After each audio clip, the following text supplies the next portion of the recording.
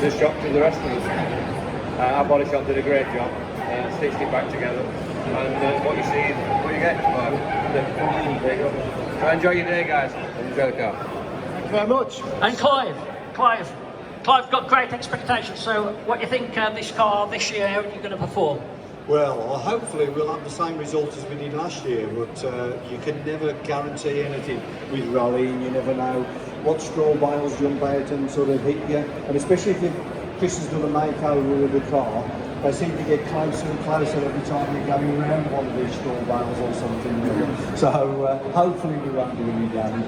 But no, have a good year. It's all about enjoying it. Exactly, and you know what? The Classic Mini is a tough little cookie, because what these cars go through on these rallies is unbelievable in it at the end of the day. So I think, are we ready, guys? Let's expose Clive King's new car.